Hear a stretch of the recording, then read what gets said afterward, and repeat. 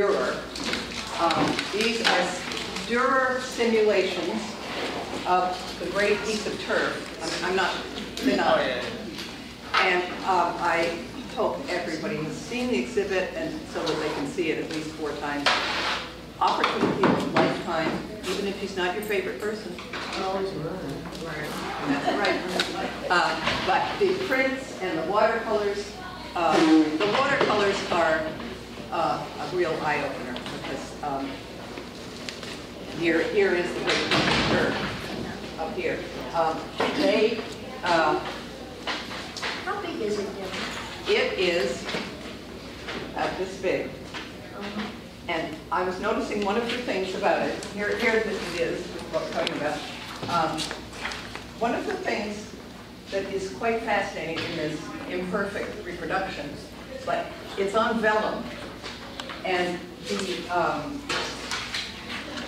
quality of the vellum and the wrinkles and the hardness of the vellum, you know, that's obviously stiff support now, creates a kind of a aura of a wonderful kind of light, actually almost like this, but lighter.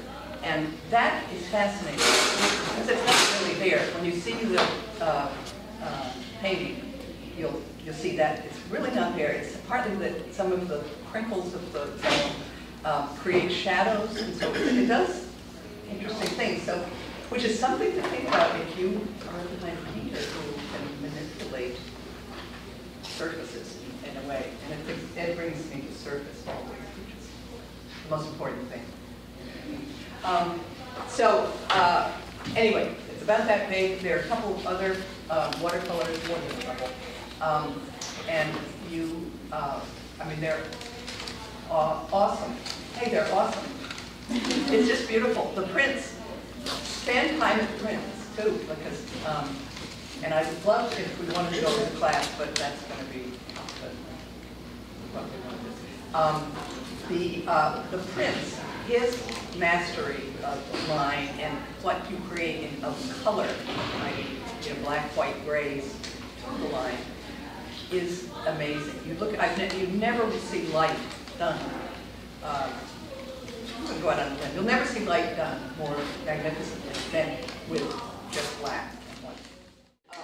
Okay, now what your handout is, and some of you may not have it, is the horizon. I've been thinking about that personally, and what the horizon is, and if you read it, I won't read it out loud, you can all read it, is how it acts in a picture. And it does not have to be horizon with, a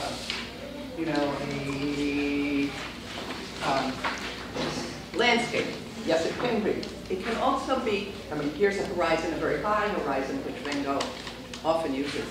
It can also be the lack of a horizon, or the simulation through line and strips, as Wolfgang does, or as I did here. I mean, this suggesting a horizon, the hill, and the definitions which are on the top there of horizon. I think if you think about that and apply that to your piece, whether it's these, where is the horizon, or is it not there?